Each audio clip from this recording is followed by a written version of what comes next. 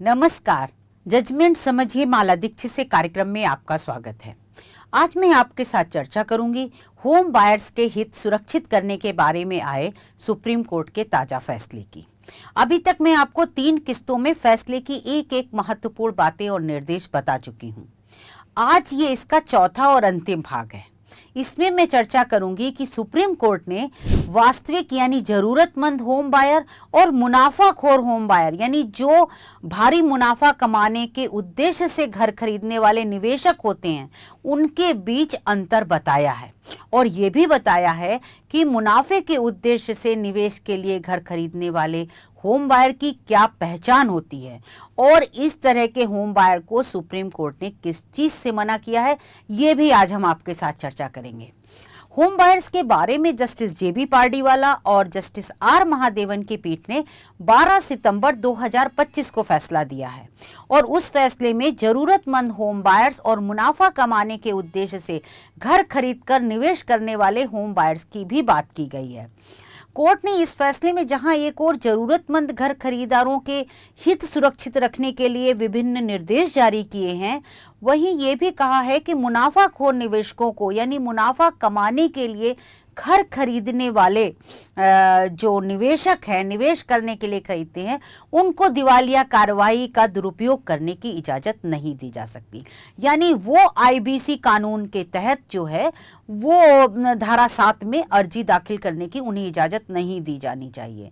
Court ने कहा है कि दिवालिया कानून वास्तव में संकटग्रस्त बीमार कंपनियों के रिवाइवल और प्रोटेक्शन और अगर रियल एस्टेट के संदर्भ में इसे देखा जाए तो जरूरतमंद घर खरीदारों के संरक्षण का फ्रेमवर्क देता है।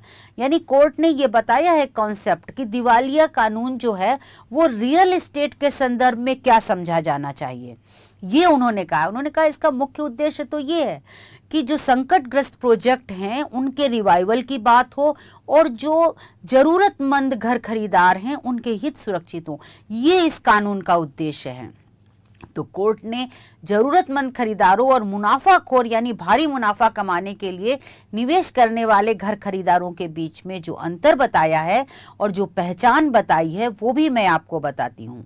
कोर्ट ने फैसले में कहा है कि वास्तविक खरीदार का जोर फ्लैट पर कब्जा लेने का होता है, यानी वो चाहता है कि उसको अंत में उसका मकान मिले, घर मिले, ये उसका उद्देश्य होता है जो वास्तविक जरूरतमंद खरीदार होता है। जबकि मुनाफा कमाने के उद्देश्य से संपत्ति में निवेश करने वाले खरीदार की रुचि ज्यादा ब्याज दर पर पैसे वापस पाने की होती है। ये बात सुप्रीम कोर्ट ने कही है।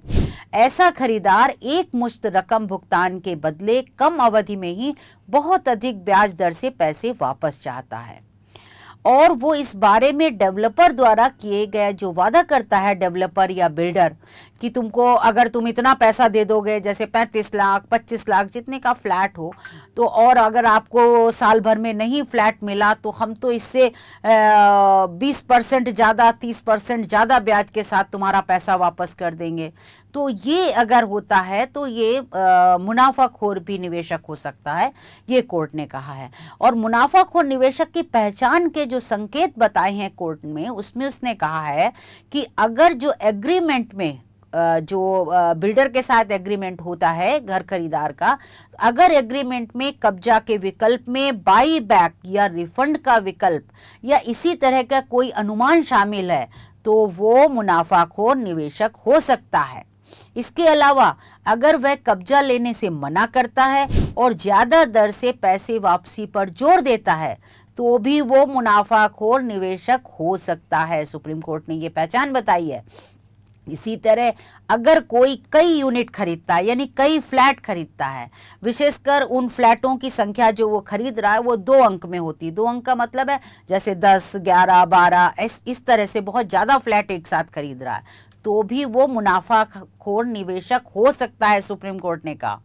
लेकिन इसी जगह सुप्रीम कोर्ट ने एक चीज और कहा है कि अगर ऐसा होता है तो इस बात की गहराई से जांच करने की जरूरत होगी।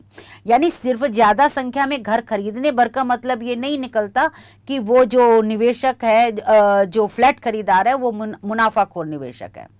कोर्ट ने एक और पहचान बताई है कि अगर किसी को स्पेशल राइट यानी विशेषाधिकार दिए गए हों, एग्रीमेंट ऐसा ड्राफ्ट किया गया हो जिससे कि जो व्यक्ति फ्लैट खरीद रहा है उसको कुछ विशेष अधिकार दिए गए हों, तो भी ये मुनाफाखोर निवेशक होने के संकेत हो सकते हैं।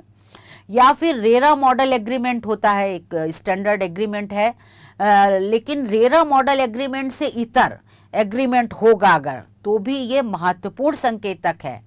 इसके अलावा अवास्तविक ब्याज दर यानी जो अनरियलिस्टिक जो ब्याज दर का वादा जिसमें होगा जिस एग्रीमेंट में, और थोड़ी सी ही समय में 20-25% के रिटर्न का वादा किया जाएगा, तो भी मुनाफाखोर निवेशक होने का ये संकेत हो सकता है।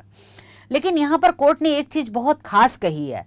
कोर्ट ने कहा है, स्पष्ट कर दिया है अपने फैसले में कि जरूरतमंद खरीदार और मुनाफाखोर निवेशक यानी खरीदार के अंतर का महत्व सिर्फ सीआरपी प्रक्रिया के लिए रिलेवेंट है। यानी जो ये अंतर बताया जा रहा है कि कौन वास्तविक खरीदार है यानी जरूरतमंद घर खरीदार है और कौन निवेश करने के उद्देश्य से घर खरीद रहा है, इसका जो अंतर है इसका रेलेवेंस सिर्फ इतना है जो आईबीसी के सामने जो कार्रवाई होती है। आईबीसी आप समझ गए होंगे, दिवालिया प्रक्रिया के तहत जो कार्रवाई होती है एनसीएलटी में, ये उसकी बात हो रही, सिर्फ वहीं तक ये रेलेवेंट है। बाकी कोर्ट ने कहा है कि जो मुनाफाखोर यानी जो इन्वेस्टमेंट के लिहाज से मकान खरीदते हैं वो भी अपने निवेश किए गए धन को वापस पाने का अधिकार है उन्हें, और वो उसके लिए दावा कर सकते हैं। इस पर कोई रोक नहीं है कि उन्होंने भी तो आखिर पैसा लगाया ही है, तो वो भी अपना पैसा वापस पाने का दावा कर सकते हैं, उस पर कोई रोक नहीं है।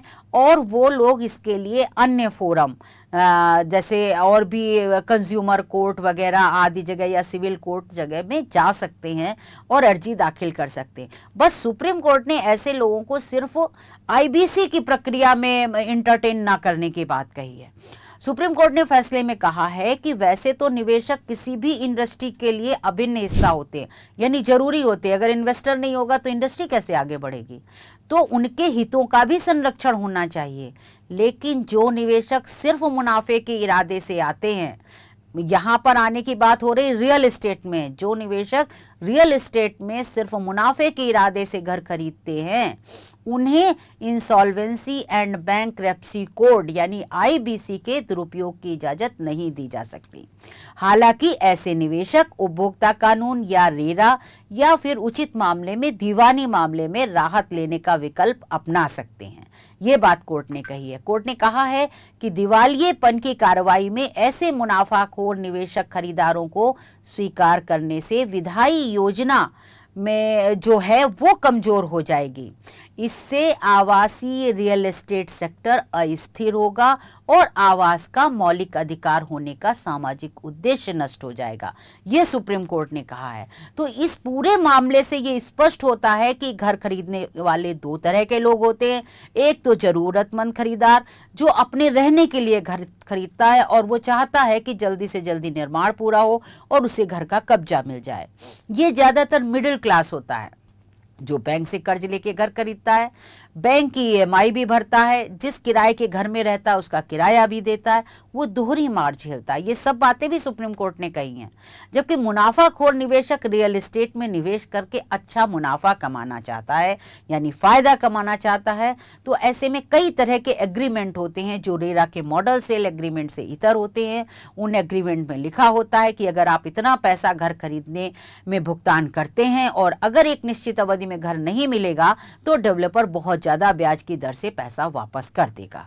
कई बार एग्रीमेंट में बाई बैक का प्रोविजन होता है यानी डेवलपर ही बहुत अधिक पैसे पे वो फ्लैट वापस खरीद लेगा। ऐसे निवेशक खरीदारों को कोर्ट ने आईबीसी यानी दिवालिया प्रक्रिया में अर्जी दाखिल करने की छूट नहीं देने की बात कही है। तो सुप्रीम कोर्ट का यह फैसला बहुत महत्वपूर्ण और दूरगामी प्रभाव वाला है। अब देखना होगा कि इसका आगे चलकर क्या असर होता है। आज बस इतना ही। फिर सुप्रीम कोर्ट का ऐसा ही कोई महत्वपूर्ण फैसला आएगा तो मैं उस पर आपके साथ चर्चा करूंगी। आप इस कार्यक्रम में मेरे साथ जुड़े रहे, इसके लिए धन्यवाद।